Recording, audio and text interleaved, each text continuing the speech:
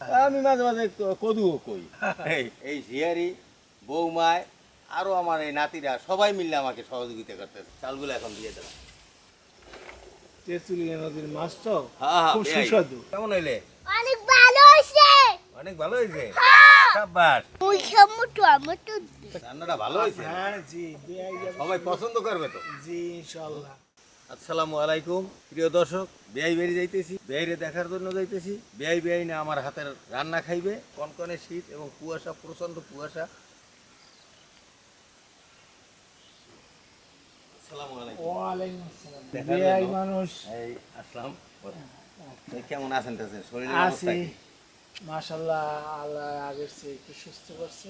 আপনাদের দোয়া, আল্লাহর অশেষ রহমতে আল্লাহ ভালোই আছেন। এই শীতের সবজি দিয়া একটা খিচুড়ি করবো, আর ইলিশ মাছ ভাজা ভাজা, তারপর আপনি সব আমি খামো। এই জন্যই তা না বৌমা, এদিকে সব কিছু গুছানো হয়েছে? বৌমায় তো গতকাল কিনে আইসে পড়বে। সবজি তো সবকিছুই আনা হয়েছে। আচ্ছা, আমার কাছে একটা লাউ আছে আর ধনিয়া পাতা আছে। চলো তাহলে চলো লাউটা আর ওই ধনিয়া পাতা তুলে আনি।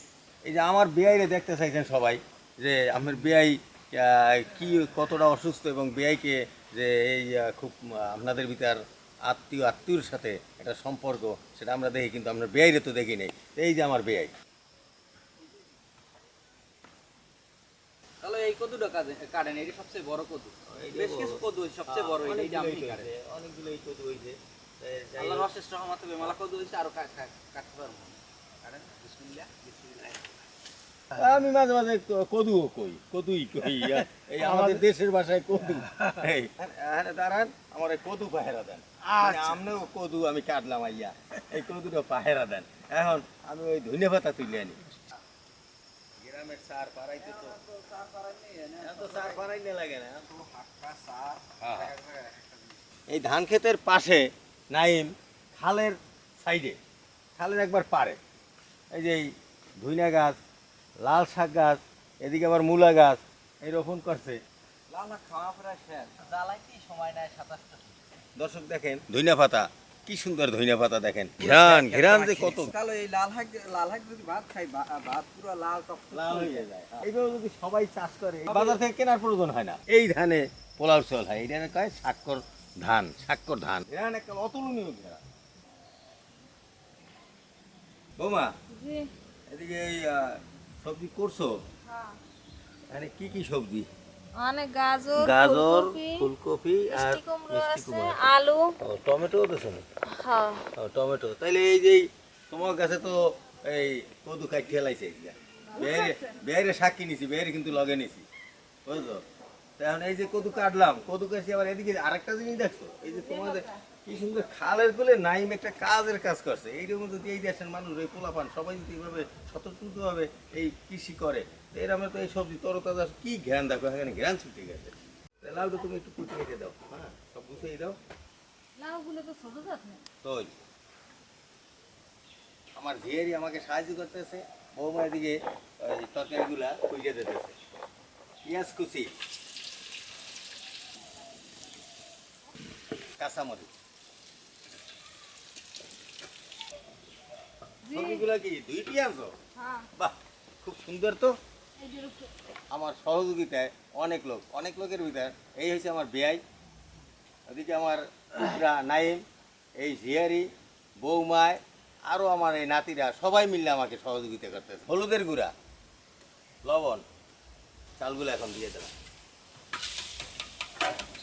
ভাজা মুগ ডাল আর মুসুরি ডাল। তাহলে আমরা এই সাহায্য করতে পারি, হ্যাঁ। আমার যে কি আনন্দ লাগে। হ্যাঁ, না, আজকে আমার সহযোগিতায় অনেক লোক। এখন আমি সবজিগুলো দিয়ে দিলাম।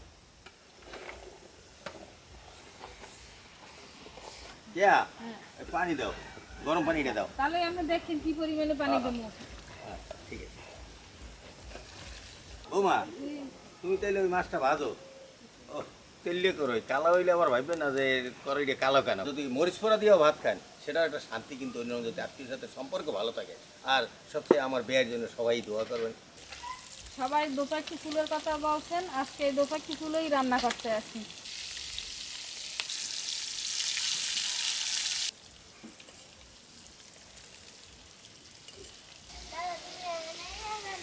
ও এখানে তো রান্না করি ভুনা খিচুড়ি আর এদিকে আবার ইলিশ মাছ ভাজা এই যে আম্মু ইলিশ মাছ ভাজতে আছে হ্যাঁ ও হেই তুমি থাকবে না ও তুমি থাকলে তো আর একটু মজা হইতো। মাছগুলো ভাজা শেষ। বৌমায় যে মাছগুলো ভাজছে দেখেন তো কত সুন্দর লাগে তেঁতুলিয়া নদীর মাছ তো হ্যাঁ হ্যাঁ খুব বেয়াই। সুস্বাদু। বৌমা তুমি ভুনা করো